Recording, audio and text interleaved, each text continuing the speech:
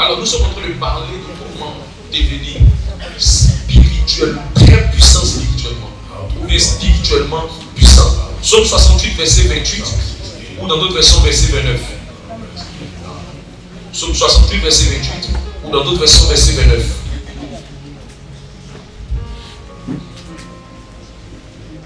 Psaume 68, le verset 29. Ô Dieu, commande selon ta puissance, cette puissance qui a fait pour nous tant de choses. Ce qui se passe avant ta version, c'est verset 28. Cet homme,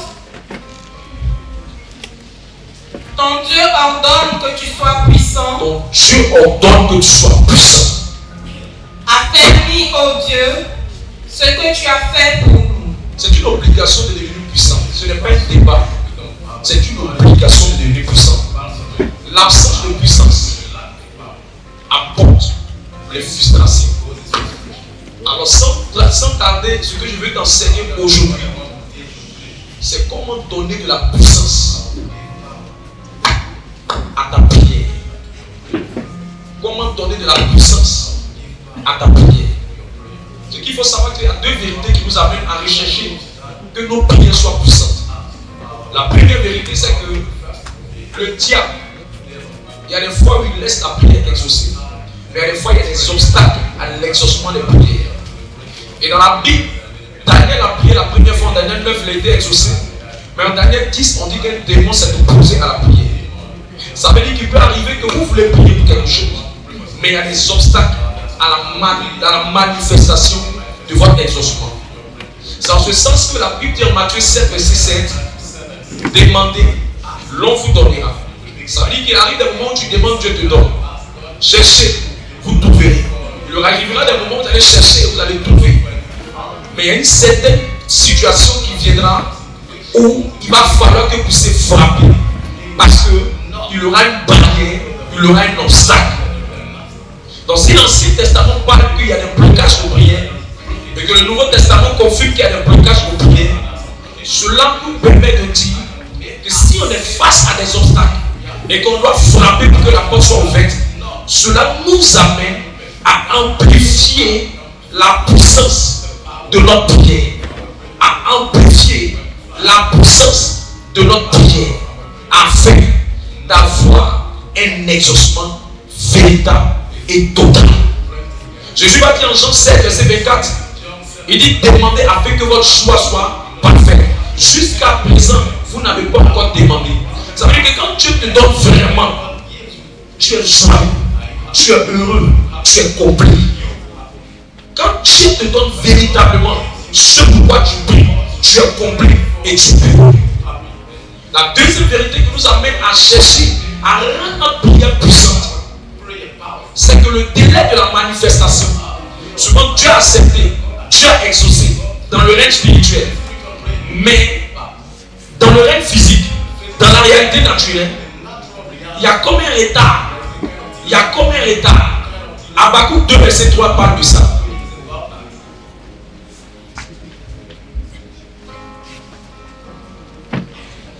Habakkuk 2, le verset 3. Car c'est une prophétie dont le temps est déjà fixé. Elle marche vers son terme. Elle marche vers son terme. Et elle ne mentira pas. Et elle ne mentira pas. Si elle tarde, attends-la. Ça veut dire qu'il peut arriver qu'il y ait des choses que Dieu veut faire. Une prophétie, c'est une volonté de Dieu déclarée. Une prophétie, c'est une volonté de Dieu déclarée. Une prophétie, c'est une volonté de Dieu manifestée. Mais il explique que malgré que ça vient de Dieu, elle peut connaître un retard. Donc nous avons besoin de donner de la puissance à notre prière pour que la prière, le sujet pour lequel nous sommes en train de prier, puisse connaître une certaine forme de vitesse dans sa matérialisation. Alléluia. Amen. Vous allez voir quelqu'un qui prie pour le travail. Dieu a déjà dit dans le ciel qu'il est embauché. Mais sur la terre, il n'a pas de travail. Sur la terre, il ne voit pas d'ouverture. Sur la terre, il est chômeur. On nous dit, mais pourquoi quelque chose peut se manifester sur la terre? Dans le ciel, et puis sur la terre, ça ne se manifeste pas. Mais Jésus nous a dit en Matthieu 6, 10, il nous a expliqué ça. Il dit que ta volonté soit faite sur la terre comme au ciel.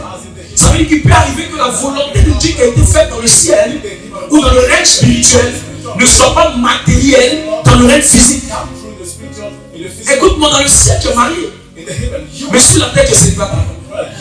Dans le ciel tu as 4 enfants, mais sur la terre même tu n'as pas. Dans le ciel tu es un homme riche, mais sur la terre tu ne vois même pas la richesse pour vivre sentir l'odeur.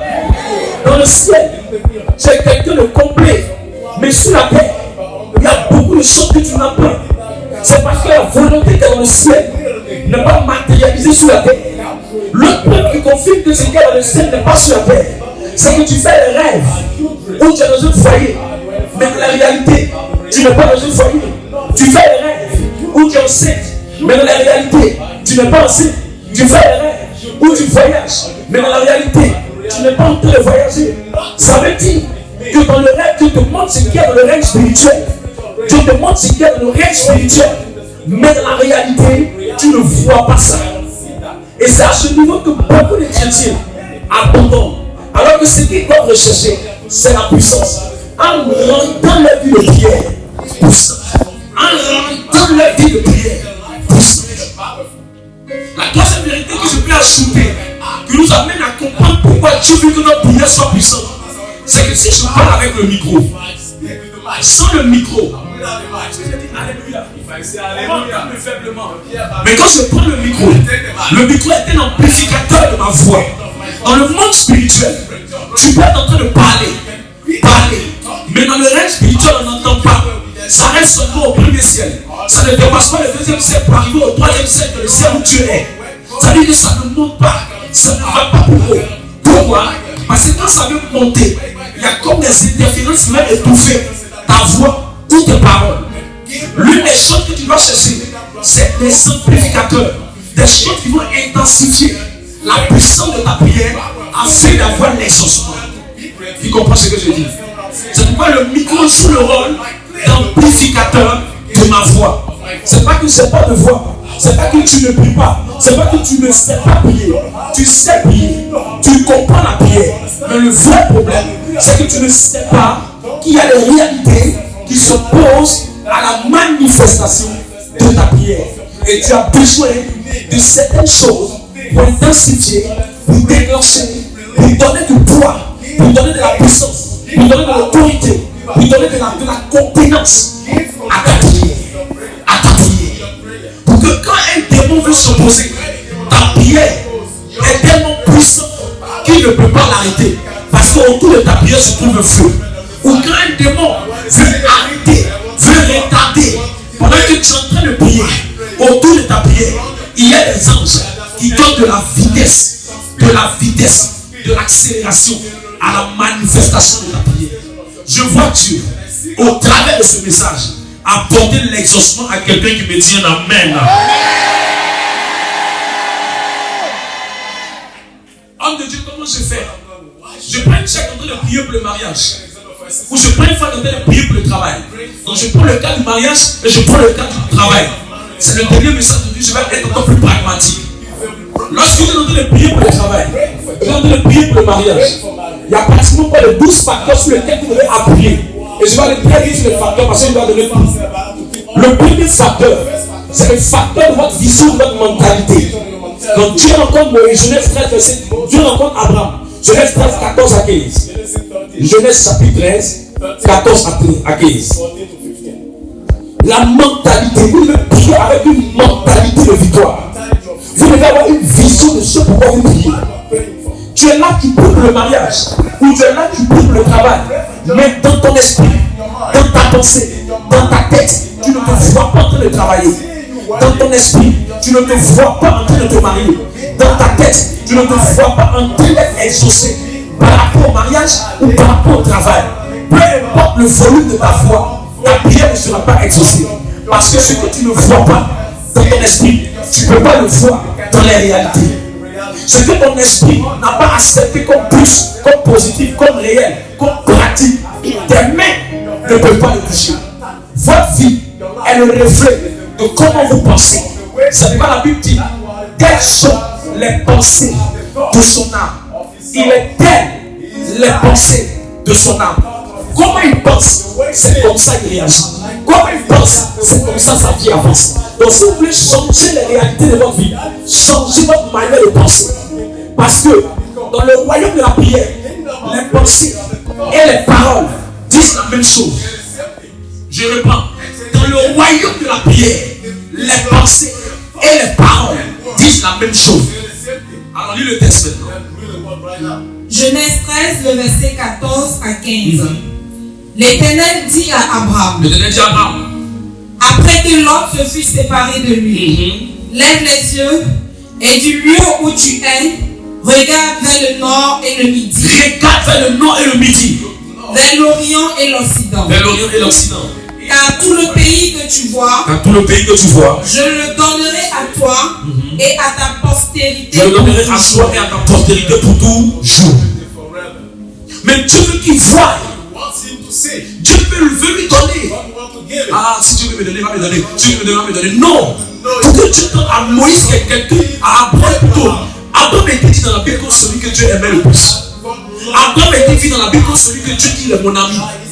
Malgré son amitié avec Dieu, Dieu a voulu d'abord qu'Abraham dans son esprit voie la possession, voie le territoire, voie l'étendue de ce qu'il voulait lui donner avant de lui donner. Ça veut dire que tous les territoires que tu vois, je te le donne. Donc je vais te le donner, mais je ne pourrai pas te le donner parce que tu ne penses pas à ça, tu ne vois pas ça. Voilà pourquoi l'environnement dans lequel quelqu'un vit influence sur sa mentalité. Tu vas voir des personnes qui sont assises au village actuellement, tu avais 7 enfants. Tu mangeais ton mignon, tu partais au champ. Un enfant. Tu mangeais ton mignon, tu partais au champ. 2. Tu mangeais ton mignon. Tu ne vois pas loin. Tout ce que tu vois, c'est ta maison, ton mari et ton champ. C'est pas que tu ne peux pas réussir, mais l'environnement a conditionné ta mentalité. C'est pas que si Dieu n'a pas un projet pour toi, mais ta pensée t'a bloqué. Dis-moi comment tu penses. Je te dirai ce que tu peux faire. C'est pourquoi le but de l'enseignement, quand on enseigne les gens, l'une des raisons de l'enseignement, c'est le changement de mentalité. C'est pourquoi Romains 12, verset 2 dit, ne vous conformez pas au siècle présent, mais ayez le renouvellement de l'intelligence. Tout ce qui n'a pas changé dans ton esprit ne pourra pas venir dans tes mains. Ta vie est à l'image de tes pensées. Psaume 23, c'est ça, Proverbe 23, verset 7. Laisse-moi voir ça.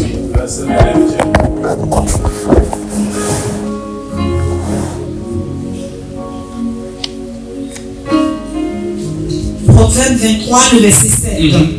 Car il est comme les pensées de son âme. Il est comme les pensées de son âme. Si son âme dit ses pensées disent non, sa vie va dire non.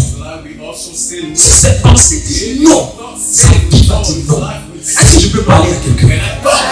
Je te dis, écoute mon père, si dans ton esprit, tu crois qu'au sortir de cette prière, le lendemain, lundi, ils vont t'appeler pour un travail, ça va commencer comme ça pour toi. Je te dis, écoute-moi bien. Si dans ton esprit, tu vois que tu vas te marier, tu seras sous le cheveu pour te marier. Dieu est fort, mais il ne peut pas te donner ce que ta tête n'accepte pas. Alors je prie que le sang de Jésus-Christ change la mentalité de quelqu'un maintenant. Deuxième chose qui amplifie la force de ta prière, ce sont les vœux et les sacrifices. Les vœux et les sacrifices. Les vœux et les sacrifices. Les vœux et les sacrifices. Les vœux et les sacrifices. Psaume 20, verset 1 à 3. Le juge a parlé de ça, je n'ai pas donné les versets. Psaume 20, verset 1 à 3. Let's go. Psaume 20, le verset 1 à 3. Au chef des centres, homme de David. Que l'Éternel t'exauce au jour de la détresse. Que le nom de Dieu du Jacob te protège. Ça veut dire que quel aura les prophètes? Quand on dit que l'Éternel t'exauce au jour de la détresse, généralement c'est dans la détresse que les gens abandonnent. Tu vas passer l'examen. La détresse pour toi c'est quoi? Tu n'écris rien de bon. Toi-même quand tu es en train d'écrire là, tu sais que tu as sorti un 0. C'est une détresse pour toi. Tu vois, personne te dit qu'il veut te marier. C'est une détresse pour toi dans le célibat, dans le domaine du mariage. Tu vois, personne te salue pour parler de mariage avec toi. C'est une détresse dans ta condition. Tu ne trouves même pas un peu d'argent pour manger. C'est une détresse dans ta condition. Ton détresse est relative. Tu personnellement, oh, la détresse, c'est un moment où tu as l'impression dans le domaine de ne pas être entendu par Dieu. D'autres personnes, c'est que Dieu ne va me donner. Tu n'es pas enfant d'une victoire. Tu pries ailleurs. Enfant d'une victoire. Ça a sorti. Ça a sorti. Pas quand même. Le temps de Dieu n'est pas encore. De mon œil. Depuis Dieu veut que ma peut connaître son temps. Moi j'ai l'agenda de la terre, je n'ai pas l'agenda du ciel. Si le ciel veut faire quelque chose pour moi, le ciel se confond dans mon agenda parce que je ne vois pas au ciel. Je vois sur la terre. Et c'est ce qui est sur la terre que je fais pour que le ciel impose la terre. Si Dieu voulait connaître son agenda, il allait nous donner un calendrier public. Mon calendrier grégorien, janvier jusqu'à décembre. Arrête de dire que ce n'est pas le temps de Dieu. Tu ne peux même pas maîtriser. Tous ceux qui enseignent ce n'est pas le temps de Dieu, la plupart ne maîtrisent même pas. Il n'y a aucun enseignement véritable qui explique comment le temps de Dieu fonctionne. Le même Dieu qui dit que ce n'est pas son temps là, le même Dieu rencontre un figuier. Il voit le figuier dit c'est pas la saison que le figuier donne des fruits. Et puis il mordit le figuier. Ça veut dire même Dieu lui-même, souvent il brise le protocole du temps lorsque quelqu'un comprend sa parole. Je vais me mettre en fait c'est pas le temps de Dieu. Tu peux jamais te prêcher ça. Je ne peux pas te prêcher ça. On peut dire ça comme le fortifier. Mais quand on veut pousser ta foi, la paresse de penser au temps de Dieu va te rendre paresseux. Tu vas te dire que je n'ai pas travaillé, comme ce n'est pas encore le temps, je n'ai pas travaillé. Reste calme. Pour que le lendemain soit meilleur, il faut qu'aujourd'hui, tu manges ton pain quotidien. Il n'a pas dit donne-nous ce que tu as prévu pour nous dans l'avenir. Il dit donne aujourd'hui notre pain de ce jour. La parole de Dieu est claire sur ça. Je vais effacer cette mentalité des enseignements erronés, des gens qui ne savent pas travailler avec la puissance. Si tu n'es pas un, il ne faut pas blaguer la fille. Si tu n'es pas un, il ne faut pas blaguer la fille. Va te consacrer puis enseigne. Et Dieu ouvre le ciel. Et dis à quelqu'un, tu vas travailler. Si tu n'es pas, je dis, tu vas travailler. D'ailleurs, je prophétise que toute porte est fermée. Je la déclare ouverte par le sang et par le feu.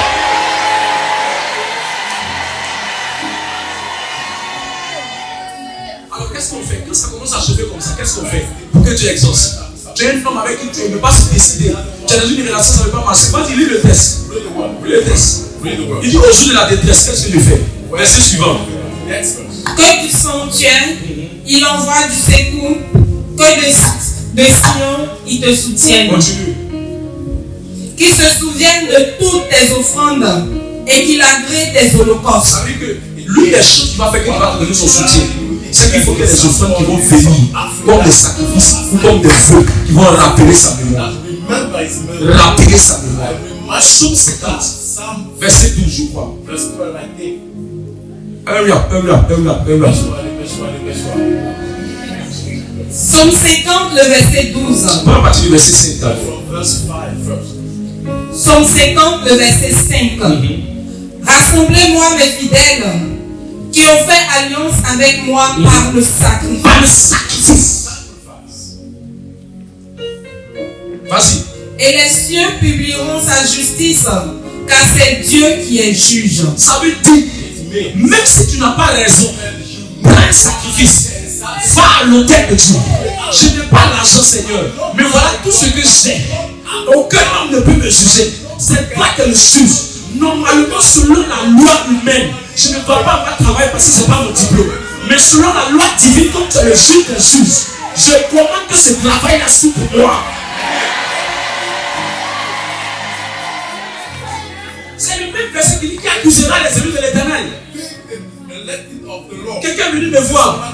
Il a fait une bêtise dans son entreprise. On sait que c'est une bêtise, c'est vrai, c'est une bêtise. Mais il a fait la bêtise. J'ai dit, Seigneur, tu es le juge juste. Toutes les fois que j'allais prêcher dans les quartiers, je te présente son problème. Je ne prends aucune offrande dans une semaine que je vais. C'est mon alliance avec toi. Interviens dans sa vie vite. C'est vrai qu'il avait fait une bêtise.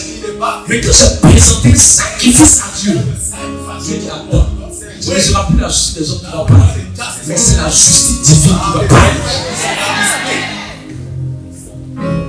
Tu vas te mettre dans des non, je fais du mal, c'est pour ça que je n'ai pas. Je fais du mal, c'est pour ça que je n'ai pas. C'est pas toujours comme ça. À un moment donné, il faut faire appel à la justice divine. Et pour faire appel à la justice divine, c'est quoi? Quand tu viens présenter ton sujet, mets un sacrifice ou fais un vœu. Un sacrifice ou un vœu. Continue le texte. Ça s'arrête le verset 6. Maintenant, tu vas vers le verset 12 à 14 là-bas. Psaume 50, le verset 12. Si j'avais faim, je ne te le dirais pas, car le monde est à moi et tout ce qu'il renferme. Est-ce que je mange la chair des taureaux? Est-ce que je bois le sang des boucs? Je ne fais rien avec tout ça. Avant, on faisait ça. C'est pas sur les sacrifices là que je veux. Vas-y. Offre pour sacrifice à Dieu des actions de grâce et accomplis tes vœux. Ça veut dire il y a deux choses qu'il faut faire. Continue. Et accomplis tes vœux envers le Très-Haut. Envers le Très-Haut. Et invoque-moi au jour de la détresse. Maintenant, dans le problème que tu traverses, il faut m'appeler maintenant. Je te délivrerai. Je te délivrerai. Et tu me glorifieras. Et tu me glorifieras. Merci. Amen. Ça veut dire quoi? Il faut que je te parle. Il faut que je te parle. Il faut que je te parle. Il faut que je te parle. Tu es une fille de victoire. Tu es avec quelqu'un. Tu veux que tu te maries. Ta copine, elle veut prendre le titre. Ne te fatigue pas. Le sacrifice, c'est quoi? C'est une offrande qui te coûte. C'est quelque chose qui a de la valeur pour toi. C'est quelque chose qui est ton tout. Et généralement, pour ça, c'est un sacrifice. Ça va te faire mal. Tu prends ça. Tu cherches pas l'homme de Dieu. Quand tu viens à la prière, quand on demande les gens de venir soutenir l'homme de Dieu, tu attrapes ton sacrifice. Tu dis Seigneur, tu as dit qu'on te vote avec les sacrifices, tu réponds. Tu prends, tu déposes. La situation va changer. Et l'homme qui ne se décide pas va se décider. Parce que Dieu répond au sacrifice. Ta soeur a déjà pleuré. Ça a sonné comme ça. Jamais Abimelech voulait coucher avec la femme d'Abraham. Abraham est allé devant Dieu. Il dit Seigneur, voilà mon sacrifice. Quel a déposé le sacrifice? Le lendemain, un ange allait visiter Abimelech. La femme que tu veux prendre là, c'est la femme d'Abraham. Il ne faut pas jouer avec ça. Abimelech a eu tellement peur qu'il a dit à Abraham, pourquoi tu ne m'as pas dit que c'est ta femme? Il dit lui aussi, c'est pas pourquoi il n'a pas dit. Parce qu'il avait peur. Il ne veut pas qu'on le dise. À cause de quoi? Un sacrifice. Belle offrande, consistante, solide, lourde, qui a du poids et va te poser. Tu vois que le fait qu'on dise demande de messe, on donne quelque chose, fait demande de messe, tu vois que c'est combien ou bien c'est amusement. C'est parce qu'on sait que l'offrande amplifie la voix. J'ai dit quoi? L'offrande et le sacrifice amplifie le volume de ta voix en prière. Une prière où tu parles et puis une prière avec sacrifice n'a pas le même poids. Deuxième chose qu'il faut faire, c'est un vœu. Et ça veut dire verset 11. Quand on dit un vœu, c'est quoi? Tu n'as pas le sacrifice, tu n'as pas l'argent, tu n'as pas le montant. Tu vas passer le concours, tu vas passer l'examen, tu cherches un travail, tu cherches une situation stable. Tu mets la condition, vas-y, que c'est en enfer. 1 Samuel 1, le verset 11. Elle fit un vœu en disant Éternel des armées, si tu daignes regarder l'affliction de ta servante, si tu te souviens de moi, et n'oublie point ta servante, et si tu donnes à ta servante un enfant mâle, je le consacrerai à l'Éternel pour tous les jours de sa vie. Regarde dans ce qu'elle est en train de dire. Si tu,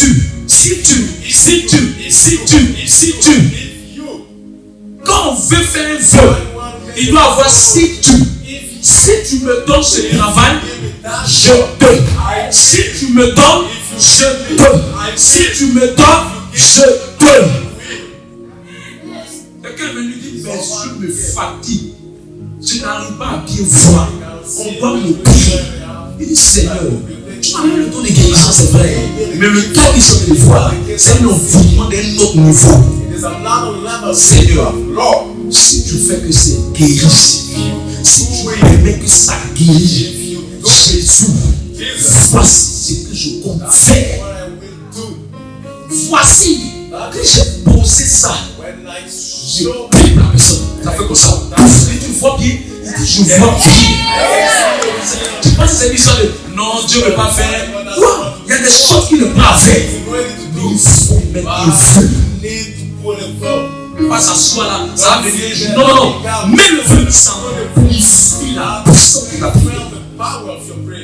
Même j'étais, quand j'étais souffert, quand j'avais plutôt souffert, il a dit à Dieu, si tu me bénis, je ferai ceci. Il y a toujours un si tu et il y a toujours un je peux. On appelle ça un feu. Si tu fais que je me marie, je ferai ceci. Si tu inclines le cas de ce monsieur, je ferai cela. Si tu me donnes ce concours, je ferai ça. Si tu me donnes cette affaire, je ferai ça. Voilà, ça continue le test. Je le consacrerai à l'Éternel. Je le consacrerai à l'Éternel. Pour tous les jours de sa vie. Tous les jours de sa vie. Et le rasoir ne passera point sur sa tête. Comme elle restait longtemps en prière. Comme elle restait longtemps en prière devant l'Éternel. Élie observa sa bouche. Arrête-toi là. Va maintenant vers les versets 18 à 19. Ah, tu es là, tu t'amuses. J'ai vu une femme, elle dit non, si tu m'as fait grâce, tu tombes enceinte. Arrêtez ça. Il n'y a pas Dieu qui t'a fait grâce ici. Il y a une condition derrière. Il faut dire la vérité aux gens. Elle dit j'ai pris une période. Elle dit maintenant là, j'ai commencé à faire des dons. Son troisième don que le ciel s'est ouvert. Vous pensez qu'il a fait les prières là, c'est toujours demandez, vous recevez, demandez, vous recevez. Le nombre de fois où demandez, recevez marche là, on peut compter. La plupart, c'est frapper, vous ouvrez là, qui marche la plupart. Et pourquoi on frappe? C'est pas nous pour toujours. C'est un feu ou un sacrifice. Quand tu viens avec ta bouche, il faut durer au sanctuaire. Il faut durer devant le Saint-Sacrement. Moi je viens au sacrifice. Dieu m'a dit, oh, je suis là. Je suis pas seulement. Voilà mon serviteur. Voilà mon serviteur. Ça m'a bien sacrifice. Qu'il est venu devant Dieu. La Bible dit, tu es venu parler à sa police. Tu veux quoi? Faut t'asseoir pour être là. Ça va venir. Depuis que tu viens travailler, tu es en train de jouer ton travail. Quelqu'un a pris ta place. Toi, tu penses que dans un moment, on est là, on parle seulement. Sacrifice et feu. Vas-y. Let's go. 1 Samuel 1, le verset 18. Elle dit que ta servante trouve grâce à tes yeux. Et cette femme s'en alla. Elle mangea et son visage ne fut plus le même. Il se leva de bon matin et après s'être prosterné devant l'Éternel, ils s'en retournèrent et revinrent dans leur maison à Rama. Elkana connut Anne, sa femme, et l'Éternel se souvint d'elle. C'est tout. Anne est tombée enceinte. Il ne faut pas qu'elle va faire. Si elle n'est pas fait le vœu, elle va rester dedans. J'ai étudié le texte d'Anne. Je me suis rendu compte que l'année de stérilité, les c'est combien d'années? Anne a fait 20 ans de stérilité. 20 ans de stérilité. Alors que la clé se trouvait où? Le feu. Le feu. Et Samuel 7, vous allez voir la vie de Anne par la suite. Et Samuel 7, 9 à 11.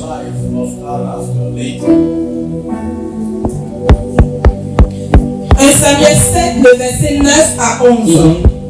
Samuel prit un agneau de lait et l'offrit tout entier en holocauste à l'Éternel. Il cria à l'Éternel. Pas un sacrifice qu'ils sont déposés. La Bible il prie. Ce sont des chrétiens seulement, eux ils parlent, ils n'ont pas sacrifice. Vas-y. Il cria à l'Éternel pour Israël et l'Éternel les exauça. Oui, allons-y, continue. Pendant que Samuel offrait l'holocauste, les Philistins s'approchaient pour attaquer Israël. Ils étaient dans tout le point d'attaquer Israël. L'Éternel fit retentir en ce jour son tonnerre sur les Philistins et les mit en déroute. Il fut battu devant Israël. À cause de quoi?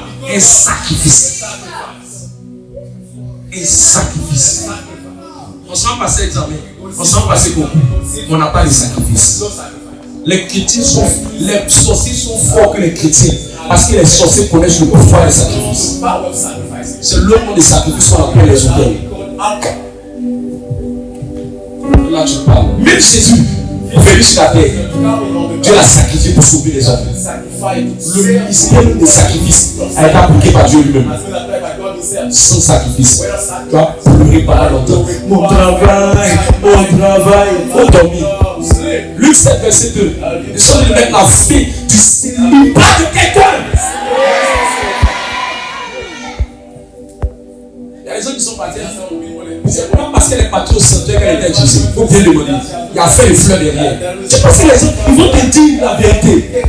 Pourquoi ils te disent la vérité? Ils t'ont menti. Non, il y a plein de gens qui vont au sanctuaire. C'est fleur. Une fleur, il y a niveau. Il y a valeur. Il y a des fleurs qui sont dans le sacrifice. Il y a des fleurs dans ses papillons. C'est une blague. Allons-y. Luc 7, le verset 2. Un centenier avait un serviteur auquel il était très attaché et qui se trouvait malade sur le point de mourir. Ayant entendu parler de Jésus, il lui envoya quelques anciens des Juifs pour le prier de venir guérir son serviteur. Ils arrivèrent auprès de Jésus et lui adressèrent d'instantes supplications. Il a supplié, il a pleuré comme toi. Il a prié, Seigneur, donne-moi. Il a fait ça jusqu'à. Maintenant, regardez ce qu'ils vont dire. Disons. Il mérite que tu lui accordes cela. Tout ça, Jésus n'entend pas. Maintenant, on va passer, il va entendre. Vas-y. Car il aime notre nation. Ça, il n'entend pas. Et c'est lui qui a bâti notre synagogue. Il a entendu, c'est lui qui a bâti. Continue la suite. Jésus, étant allé avec eux, n'était guère éloigné de la maison. Quand le centenier envoya des amis lui dit, Seigneur, ne prends pas tant de peine, car je ne suis pas digne que tu entres sous mon toit. C'est-à-dire que quand il a entendu que le gars il a bâti la maison, Dieu dit, il a bâti, moi il vient chez lui. Les gens pensent qu'à de Dieu là, c'est parler seulement. C'est parler seulement. La vitesse dans laquelle, si je parle un esprit de sorcellerie au pays, c'est la vitesse de sacrifice. Si il y a une sorcière ici, lève-toi, viens poser la question à tout le monde. Si il y a une sorcière, il faut te lever.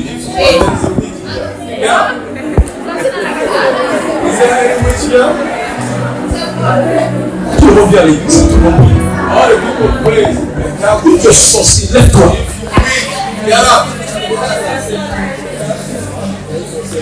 Sur le champ de temps, va signer ton mandat d'arrêt de mort. La force de la sorcellerie sur les sacrifices. Quand Jésus a entendu qu'il a bâti la maison, c'est un partenaire du royaume de Dieu. Jésus s'est arrêté. Il y a allé chez lui. Maintenant, son patron dit, pardon, ma maison est trop sale. Il a poussé là-bas. Il a fait trop de bêtises. Il a même le roi n'est pas marié les célibataires. Donc il envoie les bouts là-bas. Il dit pardon. Il n'est pas allé chez nous. Je ne suis pas digne que tu viennes chez moi. Tu es trop saint. Tu es le roi des rois. Dis seulement une parole. Quand il a dit la parole, le sortait était guéri.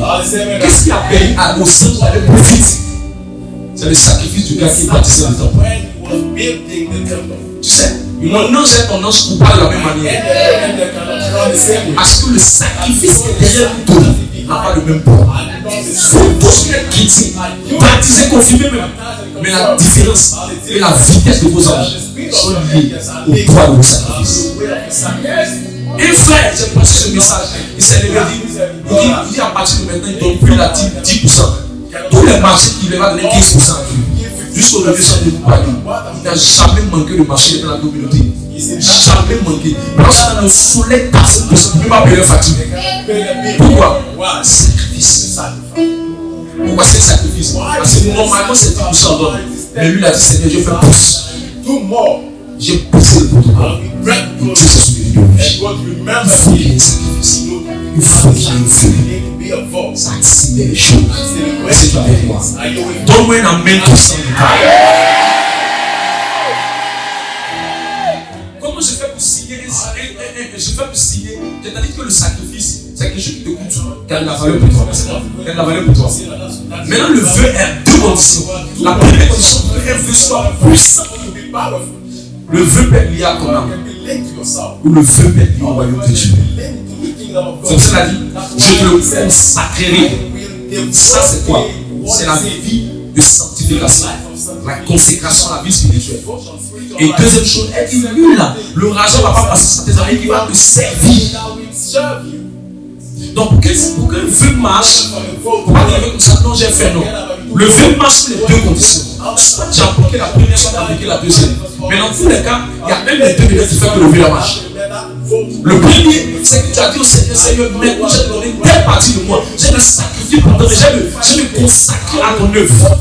Ou je vais donner à toi. Donne-moi un enfant, l'enfant va te servir. Donne-moi un enfant, l'enfant, j'ai fait ça avec lui. Donne-moi un enfant, l'enfant va pas dire ça. Donne-nous ceci, j'ai pour construire ta maison.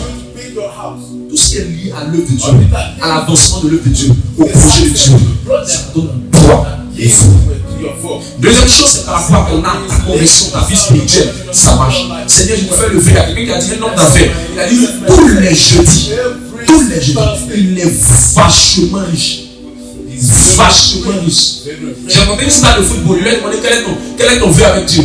Il m'a dit, il a dit au Seigneur, peu importe son niveau, lui, tous les jours, de minuit jusqu'à 1h du matin, c'est son heure d'aller, c'est pas prier. J'ai rencontré un autre, lui son vœu, il a dit tous les jeudis, je ne sors pas, il est sur le marché. J'ai vu un homme de Dieu qui travaille dans une grande assurance. Il lui a demandé, quand tu fais le ministère, tu ne peux jamais dans les activités, tu ne travailles. Il dit d'aller voir son patron, d'aller son patron. Les deux, tu te donnes, voici 2 jours où je dois servir Dieu. Les 2 jours là, enlève mon salaire de ça. Mais les 2 jours là, je vais prendre ça pour faire le 2 jours. Tu lui les jours de paye là dans les 2 jours. Il a fait alliance avec le Seigneur. Malgré que lui ne fait pas pendant les 2 jours, son salaire est 4 fois plus élevé que tous ceux qui sont dans la tête. Il n'y a pas quelqu'un qui fait un feu. Ça donne une puissance. Est-ce que je peux ajouter? Si tu veux que j'ajoute, dis-moi un amen. La troisième chose, c'est de prier en évangélisant. Prier en évangélisant.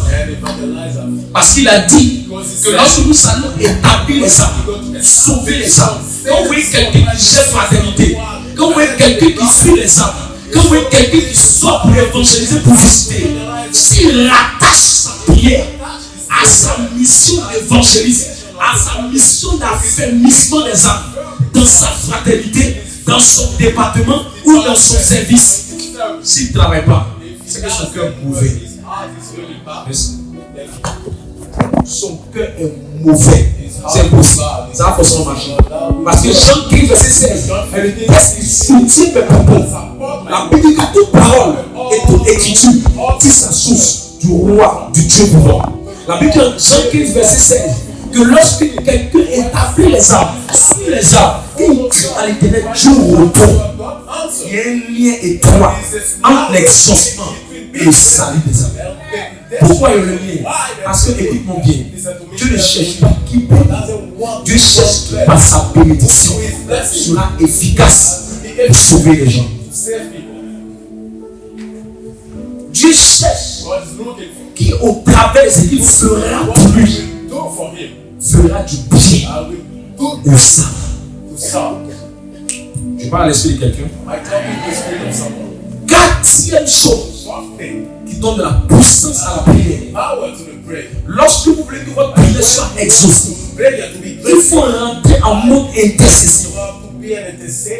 L'intercession, c'est quoi? C'est s'oublier soi-même et porter le sujet des autres.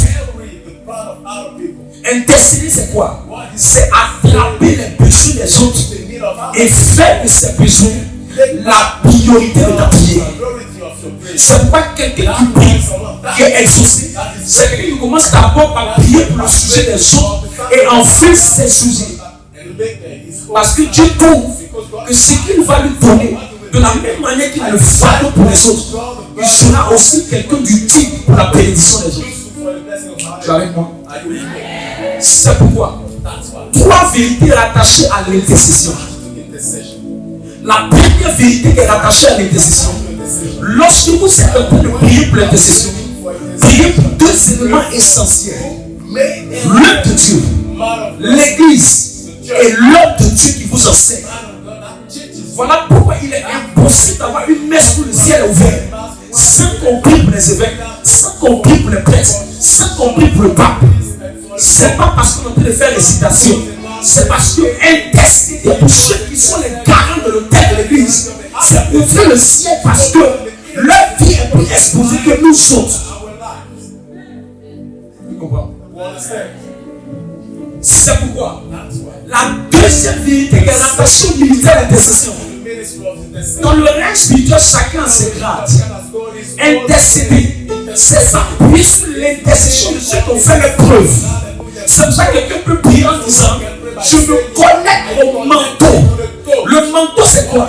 C'est une grâce que Dieu a déposée sur l'homme de Dieu qui l'habilite à faire la mission. Et cette grâce que Dieu a mise sur lui est un garant dans le ciel que ce que la personne va, ce qu'il va avoir, ce qu'il va faire, il le fait au nom de Dieu. Le manteau est une notion qui accompagne le ministère. Donc quelqu'un dit: je me connecte au manteau, ou par le manteau, ou par le manteau, dans le nom de Jésus-Christ. Ce n'est pas lui-même qui s'engage, mais c'est la grâce qui est renforcée sur le ministère qui s'engage. Tu comprends ce que je dis? Dernière vérité, attention à l'intercession. Comme dans le règne spirituel, on n'a pas la même dimension. Nous associons la prière ceux qui ont fait déjà l'épreuve, les signes de l'église. Voilà pourquoi on peut prier en disant: j'attache ma prière à l'intercession de Saint Joseph. C'est pas que Saint Joseph est adoré, mais c'est que Saint Joseph, dans le règne spirituel, il a fait ses preuves en termes de consécration, il a fait ses preuves en termes de vie de piété, et l'église l'a reconnu comme quelqu'un qui est modèle. Donc je peux m'appuyer sur son sacrifice, sur la grâce qu'il a reçue, parce que dans le règne spirituel, il est plus élevé que moi. Tu es là où tu es parti? C'est pourquoi on associe l'intercession de la Vierge Marie. Parce qu'il a dit que toutes les âges diront bienheureuse. Donc dans le règne spirituel, on lui a donné une grâce, pas par mérite, mais une grâce pour accomplir une mission. Et c'est cette grâce-là qui est appelée souvent le manteau vigilant, qui permet dans le règne spirituel d'opérer et d'accomplir quelque chose. Donc quand tu es en train de prier pour dire le mariage et que les esprits de ta famille se lèvent, le manteau qu'elle porte, comme dans le monde spirituel, elle est au niveau temps, au niveau temps, au niveau temps. Toi, quand tu pries et qu'elle engage son intercession, ce n'est plus toi qu'on voit, mais on voit simplement la grâce qu'elle porte et la mission qui lui a été confiée pour accomplir ce que tu veux. On ne peut pas exaucer par magie, on est exaucé parce qu'on a connaissance. Posez 4. Mon pays, faut de connaissance. Tu peux pas être là. Tu peux pour quelque chose, ça ne marche pas. Et tu ne peux pas soucier les décisions des gens qui ont fait les preuves. C'est dans ton pas. C'est sur la médecine, dans la personne. Des gens qui ont fait les preuves. Des gens qui sont indiscutables. Il a fait ses preuves en termes d'intercession pour les travailleurs, pour ceux qui cherchent du travail. Et on associe ça pour amplifier le volume de la prière. Parce qu'on arrive au deuxième ciel. Au deuxième ciel, c'est le ciel des démons. Là, ton fier va te rappeler: toi, tu ne peux pas avoir ça. Toi, tu ne peux pas avoir ça. Toi, tu ne peux pas avoir ça. Ils vont aller t'accuser que ton sang est injuste parce que tu allais faire des choses. Tu n'associes pas l'intercession des hommes. C'est pas possible. Ça fait que quelqu'un vient me voir pour prier. Je prie. Je connais la personne qui travaille dans le domaine de sa prière. Et je vois l'exaucement immédiat, surnaturellement, dans la vie de cette personne. Je prie que tu deviens un porteur d'exaucement surnaturel. Les 600 personnes qui me disent en amen l'exaucement est plus naturel. Les 600 personnes qui me disent en amen l'exaucement est plus naturel. In your name of Jesus. In your name of Jesus. In your name of Jesus. In your name of Jesus. Alléluia. Je suis en train de préparer pour les actions de forme. Alors écoute-moi. Écoute-moi.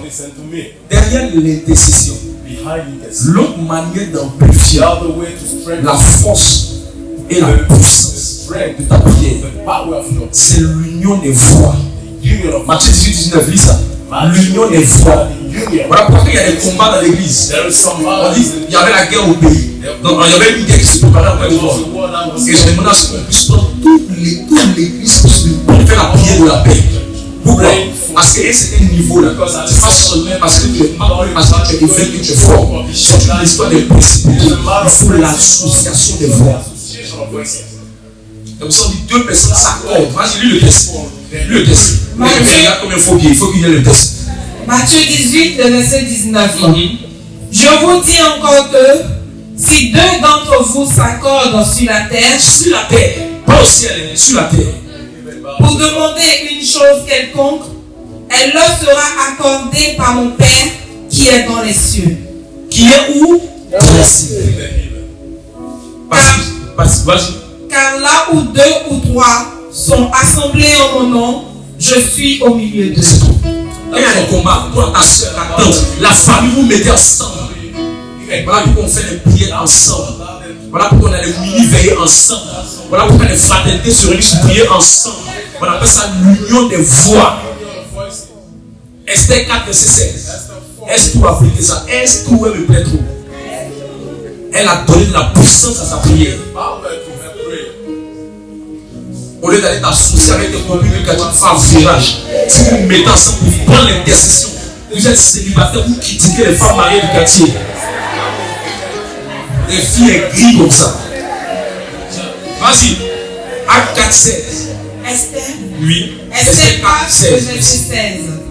Va, rassemble tous les juifs. Rassemble tous les juifs qui se trouvent à Suse. Et jeûnez pour moi. Jeûnez pour moi. Sans manger ni boire. Sans manger ni boire. Pendant 3 jours. Pendant 3 jours. Ni la nuit.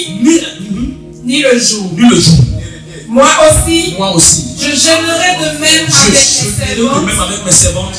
Puis j'entrerai chez le roi. Malgré la loi. Ça veut dire qu'il y a des lois dans votre famille. Qu'il y a un protocole dans votre famille. Associez-vous ensemble. Et nous devons fraternité. Associez-vous ensemble. Si dans la fraternité, les gens n'ont pas de travail, associez-vous ensemble. Si dans le département, les gens ne se marient pas, associez-vous ensemble. Au lieu de plaindre que les choses ne vont pas bien, transforme tes plaintes en sujet de prière. Venez le soir à la porte de l'exaucement. Département, priez ensemble. L'union des voix sur le même sujet. Ouvre le ciel. L'union des voix sur le même point. Ouvre le ciel. Il y a 4 de vos membres qui passent des concours. Mettez-vous ensemble. Priez pour ça. En ligne, physiquement, l'union des voix. C'est pas un jeu d'enfant. Esther a dit à sa famille, allez-y, mettez-vous ensemble. Les familles se mettent plus ensemble pour prier. Des associations d'apprentissage, c'est qu'il y a un funérail que les gens se réunissent. Dans chaque famille qui se respecte, il y a un bon sorcier. De la même manière, dans chaque famille qui se respecte, Dieu a mis des missions et des mandats sur la famille. Il y a une qui est prophétesse, il y a une qui est évangéliste, il y a une qui est elle qui va ouvrir la porte du mariage pour les autres. Il y a une Dieu lui a donné la grâce pour pouvoir amener ses frères à voyager. Il y a une Dieu lui a donné la grâce pour pouvoir prospérer. Quand ça a commencé, chaque famille a une mission. Écoute, il y a beaucoup d'étoiles dans le ciel, mais les étoiles ne se pointent pas. Où est ta tante? Où est ton frère? Où est ta nièce? Mettez-vous ensemble. Priez. Le célibat continue dans la famille. C'est trop de funérailles, on n'en veut plus. On veut le mariage. Vous vous plaignez ensemble. 3 jours, vous bombardez. La muraille là-bas tombée.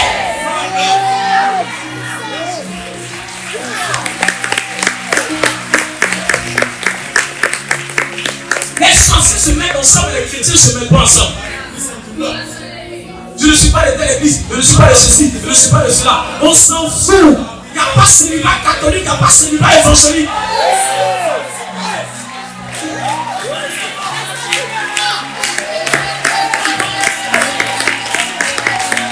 Mettons-nous ensemble, on va prier.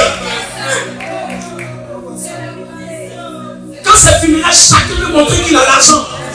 Quand c'est finira, chacun veut montrer qu'il peut cotiser. Qu'est-ce que ça apporte à la famille? Les familles sont divisées. Il y a des pères incrédules, il y a des mères incrédules. Nous devons nous battre pour la conversion de la famille. Une jeune fille, sa mère lui a dit, de toute façon tu sors là, il ne faut pas revenir sans rien. Quelle maman qui manque de sagesse. Il ne faut pas revenir sans rien. Donc elle va faire comment pour avoir? C'est pas la voie de la prostitution ça. Ta soeur a amené quelque chose, toi tu n'as rien amené. Elle au moins n'a rien amené. Parce qu'elle veut rester terre. L'autre a amené, mais ça l'a suivi de son corps. Mettons ensemble. Et prions pour la famille. Les couples, il ne s'agit pas seulement de se faire des bisous. Il faut s'attraper pour prier.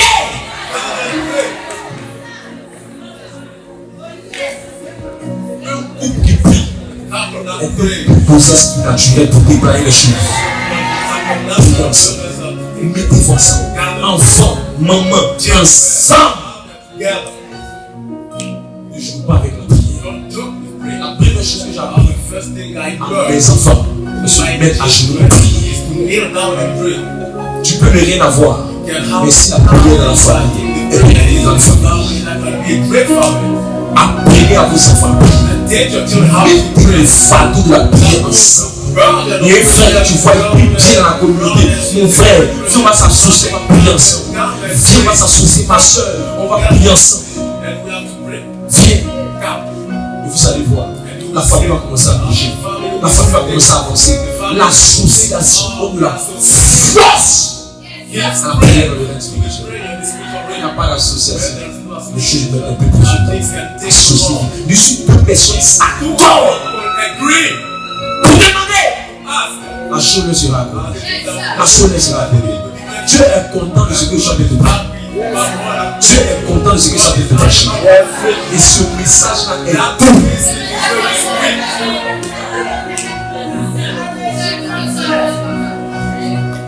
Le succès des enfants, c'est le bonheur de la famille. Il y a une qui doit vous emmener en Europe. Le père est parti, mais les autres ne sont pas.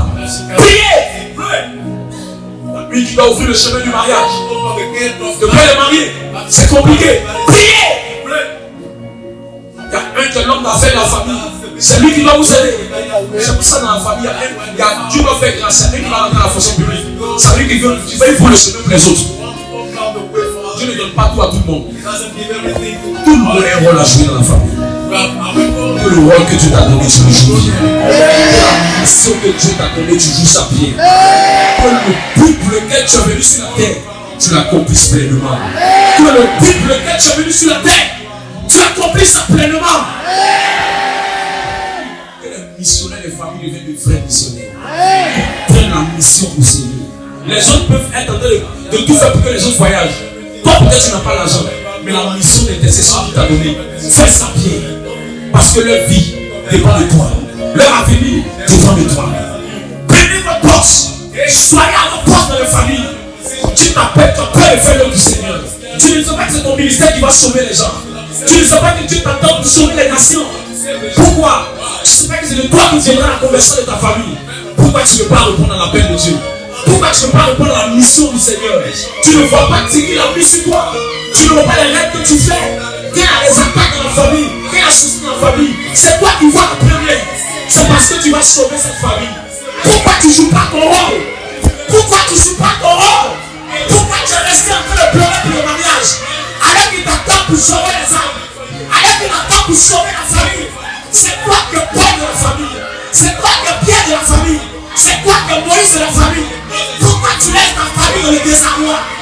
Pourquoi tu laisses ta famille dans la débauche? Pourquoi tu les laisses échouer au concours, aux examens? On te dit de prendre chose, c'est que tu joues.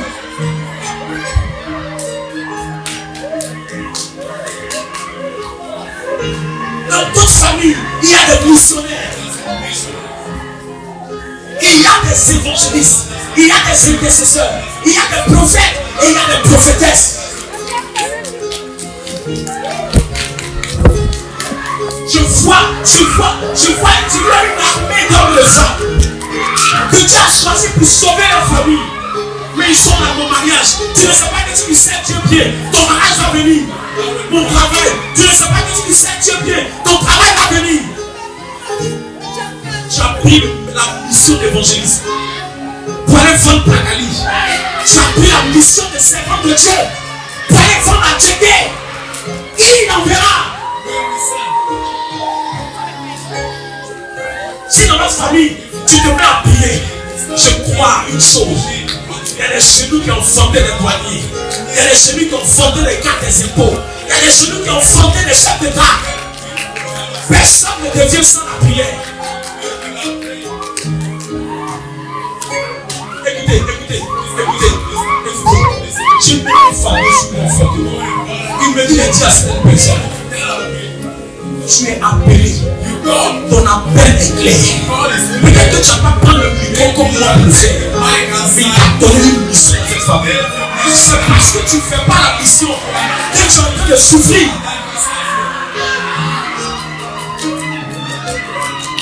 C'est pas tout que tu fais les rêves. Tu penses que tes rêves ça peut se moquer. Je te demande ce qui va arriver.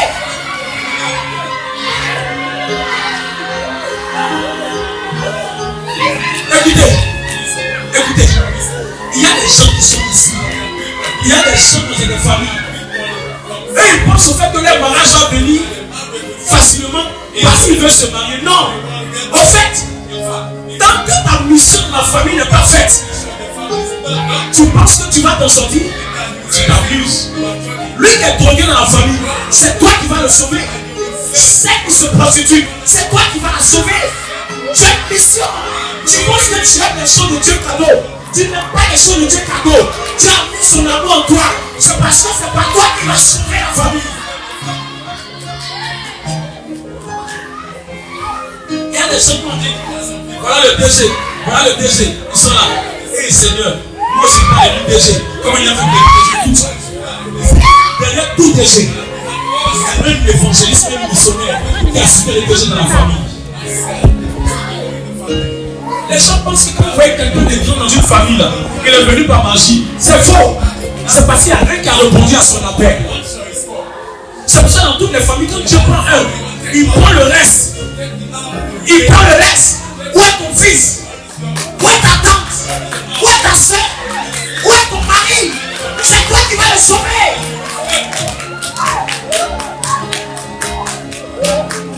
Ouais, bien, ils ont l'argent. Tu n'as pas l'argent aujourd'hui, mais l'argent qu'ils sont de l'avoir, ce sont tes prières, c'est ton ministère, c'est ton appel qu'il a fait.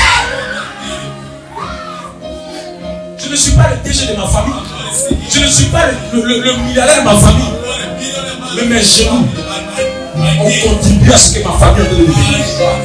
Mes genoux continuent de contribuer à ce que ma famille va devenir. Écoute, tout le monde peut être DG dans cette famille. Tout le monde peut être président dans cette famille. Il faut quelqu'un qui va faire la mission. Il faut quelqu'un qui va faire la mission. Tu es là, tu es en train de te plaindre de ce que tu n'as pas.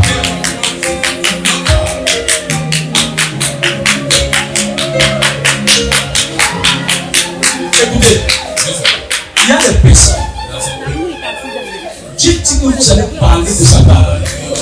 Mais le problème que vous avez, vous dites qu'est-ce que les gens vont penser de moi?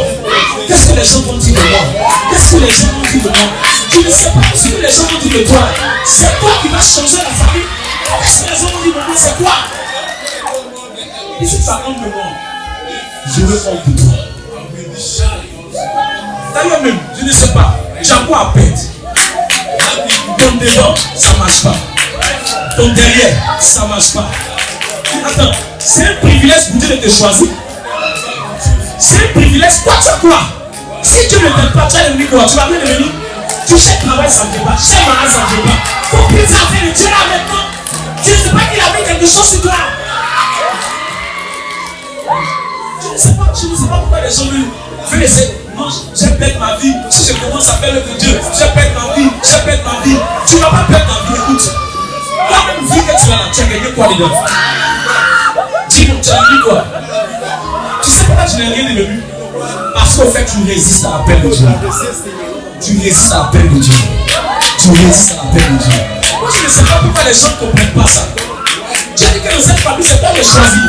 Et toi, tu dis à Dieu, faut me donner ta famille, il a te donné. Toi, tu veux discuter la foi de ton créateur. Tu es qui? Tu es qui? Tu es qui? Et vous ne pouvez pas régner avec les aiguilles. Vous ne pouvez pas résister à la voix de Dieu. Regarde, tous les problèmes qui sont pour les connaître là, c'est une seule chose que Dieu attend. Une seule chose. Je décide de le servir. Je décide de sauver ma famille. Je décide de sauver mes frères. Si tu peux dire oui, si tu peux dire oui, le concours que tu es en train de passer depuis des années, tu vas voir si tu vas pas avoir. Je mets ma main à l'hôtel pour couper. Tu es en train de laisser des frères sont en train de mourir. Et toi, tu es en train de chercher ta grâce. Dieu dit, si tes frères ne s'en sortent pas, toi, tu ne sortiras pas. Et il y a des choses que je ne comprends pas. Chaque mois, on t'appelle, on a besoin d'argent. On t'appelle, on a besoin d'argent. Ta maman t'appelle pour de l'aide.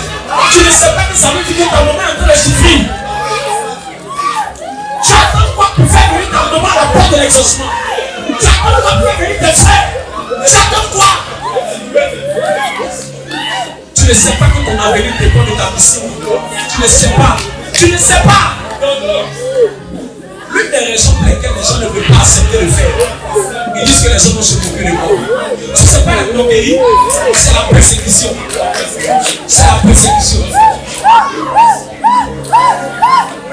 Je peux voir dans la vie de quelqu'un que Dieu t'a appelé. Dieu t'a appelé. Toi, Dieu t'a appelé. Dieu t'a appelé.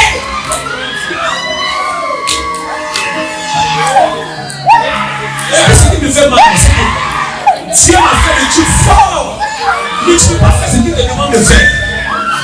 Ce qu'il te demande de faire, c'est de le servir. C'est de le servir.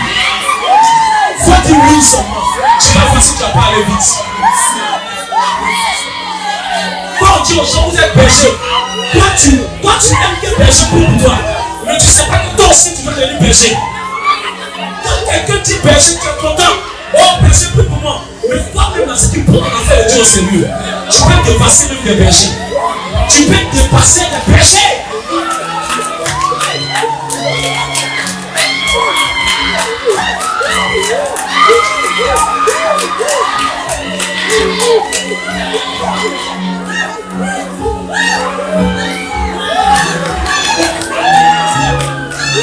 Regarde, il me dit déjà que tu allais faire foyer. Tu allais faire foyer. Dieu t'a dit que tu as appelé. À tous les programmes de Dieu, on t'a dit que tu as appelé. Tu allais faire foyer. Voyez la machine. Voyez la machine. Tu sais pourquoi? Tu as bloqué le foyer là. Pourquoi? Parce que Dieu trouve que le foyer dans lequel tu allais te mettre là. En plus, ce que je vois, c'est que tu allais te mettre avec un homme qui ne va pas te laisser servir le Seigneur. C'est quel mari tu allais prendre? C'est quel mari tu as choisi? Si tu savais ce qu'il y a sur ta vie, tu n'allais pas être un Jonas. Tu t'attends pour répondre à sa mission. Toi, tu es pressé pour aller chercher à faire le foyer. Tu ne sais pas que c'est en répondant à la mission que tu auras le mari qui te faut. Tu as plein de quoi dans la paix du Seigneur. Mais attends, qui vous a dit que servir le Seigneur, ça veut dire être misérable? Tu ne seras pas misérable. Tu ne seras pas misérable.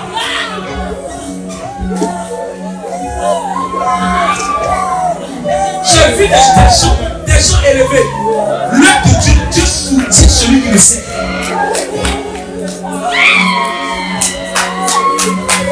Qui m'a amené là-bas? Où est-ce parti? Où est-ce parti? Où est-ce parti? Écoute, Dieu me dit là où je suis parti.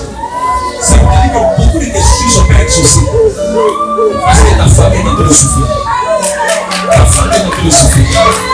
Ta femme est en train de souffrir. C'est toi qui as la clé. C'est toi qui as la clé. C'est toi qui as la clé. Il dit si tu ne le fais pas, si tu ne le fais pas, si tu ne le fais pas, si tu ne le fais pas, ça sera difficile pour toi.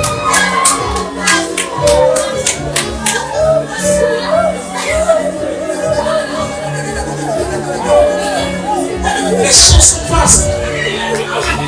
Qui va emmener? Qui va envoyer?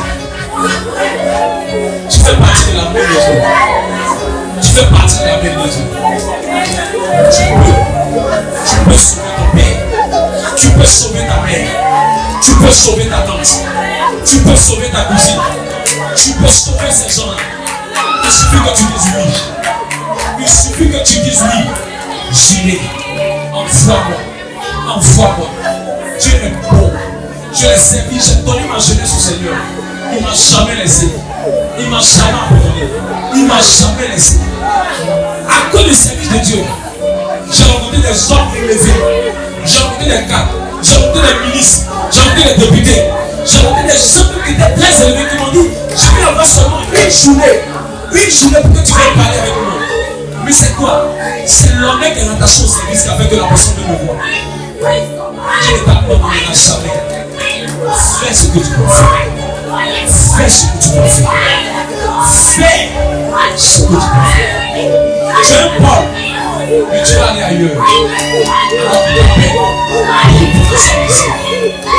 Il y a un temps où on s'amuse. Il y a un temps où on commence à le faire. Faut être un peu sérieux. Faut être un peu sérieux. Tu joues au cache-cache. Tu joues au cache-cache avec Dieu. Si tu me donnes Marie, puis on te servir. Toi tu veux jouer avec Dieu. Comme ta petite fille là, tu penses que tu allais arriver sur la terre. Depuis le vent de ta mère, ils ont commencé à t'attaquer. Mais c'est lui qui t'a dit que tu es venu sur la terre. C'est toi qui vas lui poser les conditions. C'est toi qui vas lui dire ce qu'il doit faire avant de te faire. Tu joues avec Dieu. Tu joues avec Dieu. Si la paix de Dieu sur ta vie, tu ne pourras pas prendre un autre Dieu. Tant que tu vas résister, tant que ta vie sera difficile. Tant que tu vas résister, tant que ta vie sera difficile. Regarde le mal que tu as dans ton cœur. Quand tu vois tes chers se gâter, quand tu vois tes frères se détruire, tu sais pourquoi tu as mal au cœur? C'est la paix de Dieu qui fait ça. Quand tu vois les membres de ta famille échouent, ne se marient pas, tu sais pourquoi tu pleures?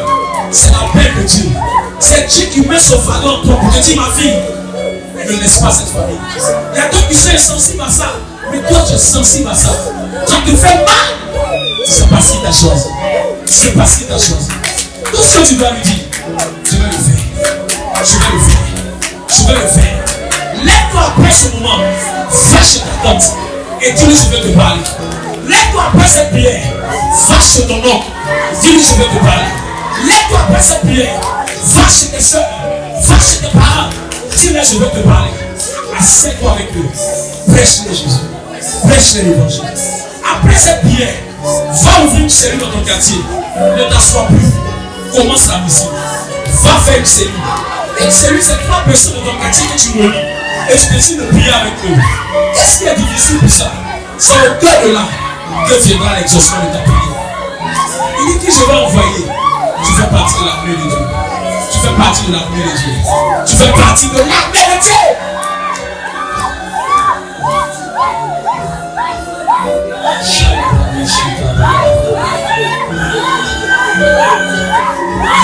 Le Père de Dieu en moi. Quand tu vois la jeunesse se détruire, quand tu vois les vies s'empoter, quand tu vois les maladies qui ne guérissent pas, parce que les sorciers sont en train de manger la vie des gens, et toi tu as assis, mon travail, mon mariage, mon avancement. Écoute, si tu cherches ton vrai ennemi, c'est pas le sorcier. Ton vrai ennemi, c'est celui que tu refuses de suivre et de servir. C'est celui que tu refuses de suivre et de servir. Prends le micro pour parler. Prends le micro pour prêcher. Reprends la mission de Dieu. Il ne te laissera jamais. Il ne t'abandonnera jamais. Il te soutiendra. Il dit voici mon serviteur que je soutiendrai. Que je soutiendrai. Tu dois rester les dents se cacher. Quand on te donne des responsabilités, tu appelles en plan. Tu appelles en plan. Tu crois que l'homme fort de ta famille est là pour plaisanter avec toi? Pourquoi c'est toi que les sorciers combattent le plus? Pourquoi c'est toi qui est plus difficile? Pourquoi c'est toi qui tournes en rond? Mais c'est ici qui t'appelle. On ne peut pas attaquer quelqu'un si la personne n'a pas de la valeur dans le règne spirituel. Tu as un appel. Tu as une mission. Tu as un mandat. Va dans cette direction. Va dans cette direction. Va dans cette direction. Je sais de quoi je suis en train de parler. Tu as, si tu m'entends, il me dit l'heure de ton appel est arrivée. L'heure de répondre à la bouche est arrivée. Oh, mais Dieu, qu'est-ce que je fais? Ce que tu fais ici, tu habites un quartier, réunis 4 personnes, comment c'est? On dit qu'est-ce que tu fais? Tu habites un quartier, réunis 4 personnes, comment c'est? Ça va les 5, ça va les 10, ça va les 9, ça va les 10, ça va les 20, ça va les 30. On va diviser, on va mener un budget de famille. Et tu as commencé. C'est au cœur de ce service-là que tu as beaucoup de prières, peut-être tu as prié des années. C'est rempli d'exaucé. Le concours va marcher, le mariage va venir, les affaires vont prospérer, les finances vont subir. On va se poser la question comment tu as fait. C'est parce que tu as dit une de ces choses. Oui. Si Marie n'avait pas dit oui, l'humanité ne serait pas sauvée. C'est le oui d'une femme qui a amené Jésus sur la terre. Toi, tu n'as pas dit oui pour que ta famille se sauve. Toi, tu n'as pas dit oui. Pourquoi? Pourquoi ton cœur est dur? Pourquoi on dit aux gens de servir Dieu quand ça ne t'intéresse pas? Pourquoi on veut te donner des rôles dans une fraternité tu ne peux pas faire? Tu vas devenir quoi? Sans Dieu, tu vas devenir quoi? Tu vas devenir quoi? Si tu avais été le nombre de personnes qui sont dans toi, tu suivras celui qui est près de toi. Si tu avais été du nombre de personnes qui veulent te faire du mal, tu allais suivre celui qui est prêt à se sacrifier pour toi. L'heure est arrivée où tu étais trop fidèle à Dieu. Deviens fidèle de grâce. Deviens fidèle de fait. Toi aussi, tu peux sauver les gens. Toi aussi, dans le milieu dans lequel tu es, tu peux attirer tes collègues. Tu peux attirer tes frères. Tu peux attirer les gens, tes collaborateurs. Tu peux les sauver. Tu vas voir la distinction qui viendra avec toi. Tu vas voir la distinction qui viendra avec toi. Allez demander un artiste. Tous les artistes musiciens. Quand vous prenez le gars, quand vous prenez comment ça s'appelle, Richard Krim a décidé de faire la musique, mais avait visé notre musique, mais il a décidé d'associer sa musique à la musique de Dieu. Aujourd'hui, il a l'honneur. Chaque jour que tu m'envoies simplement le rapport du nombre de missions qu'il a, mais il est en train de devenir milliardaire ce monsieur. Pourquoi? À cause d'une nuit à la paix de Dieu. Une nuit à la paix de Dieu. Tu es en train de résister à la paix de Dieu.